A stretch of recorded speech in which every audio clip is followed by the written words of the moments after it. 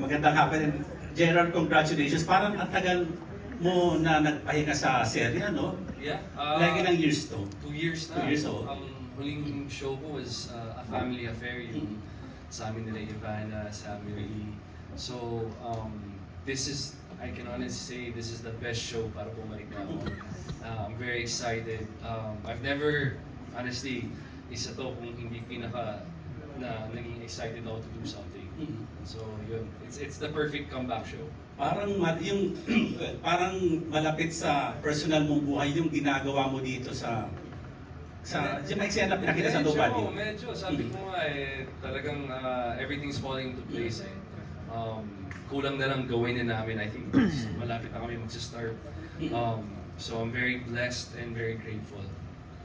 Gerald, one question na lang. Okay, a few weeks ago, na-interview namin si Julia Barreto. Okay. And then sabi niya, worried siya na yung mga rescue operation na pinupuntahan mo. Anong gusto mong mensahe mo sa kanya? Every time na may gagawin ka ganung operation. Alam mo, honestly, medyo kasama rin sa istorya namin yan eh. Kasi sabi nga, it's not just about the hero or yung rescuer. It's also about the family. Diba? Yung mga asawa, yung mga anak na nag-aalala din para sa kanila. And totoong buhay talaga yan. Yung mga sundalo natin, mga police natin, you know, they sacrifice their life, they sacrifice a lot para sa atin, but nagsasacrifice din yung pamilya nila. So that's just a perfect example of what really happens sa totoong buhay. And yeah, nag-alala talaga siya. Nag-alala kasi the whole day, wala akong signal wala akong cellphone, the whole day nasa labas. So hindi rin niya alam kung ano nangyayari nung time na yan. So imagine mo yung mga, let's say, yung mga mas malala na yung mga sundalo natin na nakikipagbakbakan para makakatulog tayo ng mahimbing dito. Anong pinagdadaanan ng mga pamilya nila, di ba? So, yun. That's a great question kasi sobrang konektado siya dito. Good luck, Gerald. Salamat. Congratulations. Thank you, Jay. Thank you, Bobby. Our next question will come from Marinel Cruz of Philippine Daily Inquirer. Hello. Hi, Gerald. So, surprised din kami dito sa press con kasi hindi rin nila ni-reveal. Ngayon lang din. Oo. So, is this like gonna be a public affair show or merong narrative? May kwento rin, may character kang ipoportray. Please share. Yeah, well, siguro by the teaser, Yes. parang feeling nyo it's gonna be an action side. No, it's going to be a journey. It's going to be a journey. So dapat sa simula pa lang ay suportahan niya because this is going to be a beautiful journey ng isang tao na yun, yung perfect yung hindi mo alam kung ano ba siya talaga. Is he a hero? Vigilante ba siya? Does he have integrity? So, yun.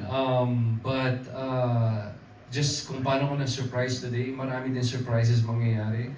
Ang pakiusap ko rin sa you know, the JRB unit has been sobrang collaborative and mas na-excite ako because pinapakinggan din yung mga ideas ko, pinapakinggan yung ideas nila. So, motto ko sa buhay ko is, you know, teamwork makes the dream work. So, if everybody's working together, it's gonna be a great show.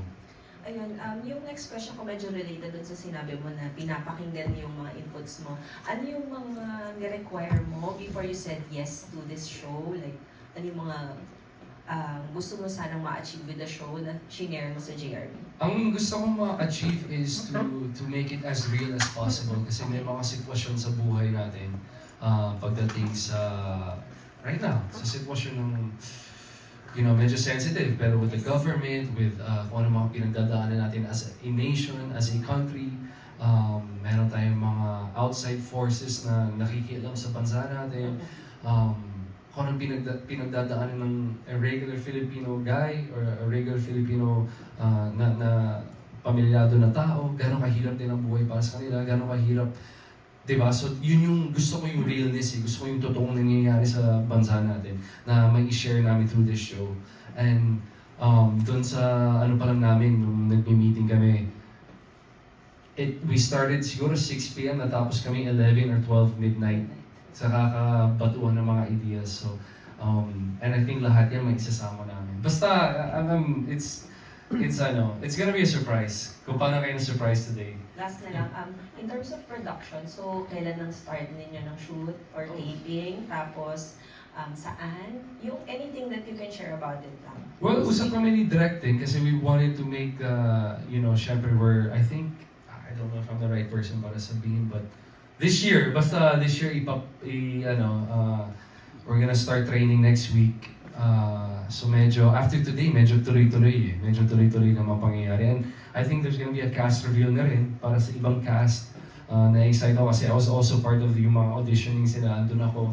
And nakaka-excite. So, yan. Ano lang yung training that you mentioned? We're gonna do, para sa iba may mga martial arts training, stunt training, But for you? firing. Ako firing kasi law enforcement yung role ko dito eh. So, yeah, law enforcement ako dito. So may special training din para sa ganyan. Although may konting background ako with the Coast Guard and everything. So, I'm gonna also try to share my knowledge with yung mga ibang cast members kasi nakausap ko rin sila nung auditioning natin. Sobrang na-excite sila. But this story, I promise you, may inspire kayo. It's not really, I can't say it's true to life, pero it's based on mga nangyari sa totoong buhay. Okay. So yun. Thanks, Jay. Congrats. Ano palang character name mo? Sina Miss JRB na ang sasagot yan para sa... Mamaya, masasagot yan. I-reveal namin soon. Yeah, Thank you, soon. Marinel. We have a question from Gainiel Krishnan of TV course. Patron. Hi, Gainiel. Okay, congratulations. Of course, you've done a lot of different roles already. How is this different from all the characters that you've done before? Siguro more than yung character ko, it's yung journey niya, it's the storyline. It's about sacrifice, it's about loyalty, it's about integrity. Pamilya, sacrifice ng pamilya niya, katotohanan.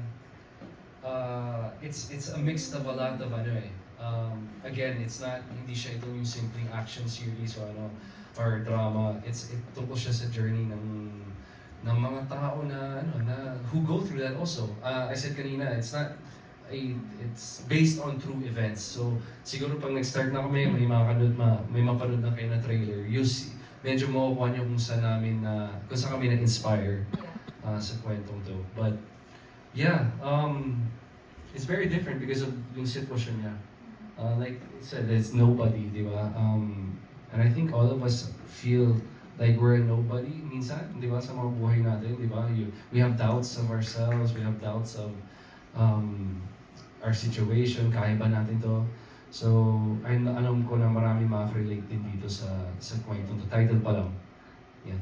Yung nobody, pinitch siya sa'yo ng GRB or may team ba kayo na parang let's do this project? Because parang nakita namin doon sa teaser, parang it's about, kind of helping, ganyan. Yeah. Like the one you're doing. Well, let me, honestly, pinitch sa akin ng JRD unit. Pinitch nila sa akin. I said yes sa first meeting pa lang. And then, nangyari yung napanood nyo. Nangyari yung baha. I think a week later. And then, medyo sunod-sunod. Like I said kanina, everything's just falling into place eh. Kumbaga, the show was presented to me before this happened. And, sabi ko sa interview natin na nung nasa Coast Guard tayo, that hindi ako Coast Guard dito, but it's connected. So, wala, kakaiba talaga si Panginoon eh. He just, I think, I work from a place of gratitude kasi. So, I think when you're grateful, ang dami rin blessings nangyayari sa buhay mo. And ito, sunod-sunod na. And yun, sa pinitch nila sa akin and kung paano kami nag-usap sa mga meetings sa amin, this is gonna be a very hard show mentally, physically, emotionally. But when you love what you do, at medyo talagang malapit sa puso ko to, I'm gonna give 150% dito. Alright, thank you. Salamat ninyo. Thank you, Gainiel. At ang kagandahan kay Jay, iba-ibang atake. Bawat project. We have a question from Ervin Santiago of Bandera. Hi, Jen. Pwede mo bang ikwento, i-share sa amin yung naging experience mo dun sa rescue operation during Karina? And kasi talagang parang buwis buhay talaga yung ginawa mo dun. Balikan natin yung eksena. Well, paano ba? It's, you know, hindi ko alam kung bakit parang, hindi ko alam kung bakit malaking bagay siya para sa ibang tao, or it's just something you naturally do eh. Honestly, yung kwento nun, bumaha, di ba? So parang pataas na pataas. Yung mga kotse ko, nalipat ko na sa mas mataas na lugar, pero naiwan yung mga motor ko sa baba. Ngayon, every 30 minutes, parang sumisilip ako sa bintana, parang, shit, parang pataas na pataas yung tubig, baka maabot na yung motor ko. Pero sinasabi sa rin, hindi naman siguro. And then siguro mga after lunch, lagpas tuhod na. So takbo na ako pababa, para mailigtas namin yung mga motor ko, kasi 4 yun eh. Yung isa naakit namin sa hagdan, tapos babalikan ko na yung isa, nakabukas kasi yung garahe ko. Sakto, dumaan yung, ewan ko napanood yung video yung nag-trending, but inflatable pool kasi yun. So, sakto, dumaan siya sa harap ng garahe. Kukunin ko na yung pangalawang motor. Ang sabi niya, "Sir, ang dami pa ng ipit doon sa dulo ng kalsada." So, ako yung kausap niya. Alam nga sabi ko siya, "Okay, good luck na lang, sir." Di ba? Parang, kumbaga, that's how it started, honestly. And then, mula nun, kinuha na namin kaming dalawa niyan, kinuha namin yung inflatable pool, tapos nag-start na kami tumulong. Yung 4 ng motor na baha. Kasi lumubog talaga. Yeah, but, kaysa mabaha yung mga tao, yung motor na lang, mapapais mo naman yan eh, madali lang yan eh. But there were situations, honestly, there's one situation na iniisip ko, parang mapapahamak na ako dito. Kasi hindi biro talaga yung nangyari. Because sobrang bilis. So every time we would come back, actually ngayon ako nagkakwento ng tungkol dito every time we would come back dun sa dulo ng kalsada kung saan pinaka-mataas, pataas yun ang pataas. So may time na hindi na kami makalusot sa loob ng compound, mga gano'n. But it just, iba eh. Iba yung feeling kapag alam mo na ligtas na tong tao na to. Alam mo na dahil sa teamwork ng ginawa namin, dahil sa tulungan na ginawa namin, makakapunta na siya sa tuyong lugar, makakatulog siya ng maghimbing ng gabing yan.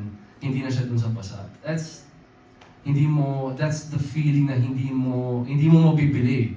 Alam mo yan, kahit gaano ka kayaman or kahit gaano kadaming motor mo, hindi yan walang kapalit eh. And that feeling is yung gusto ko rin i-show or ilabas dito sa show namin. Situation. Ang dami ko na situations na binigay sa creative meeting namin na ito nangyari to, alam ko nangyari to kasi doon ako noon eh. Na sana aasahan nyo na may mga ganun sitwasyon mapapalit dito. Thank you, Jay.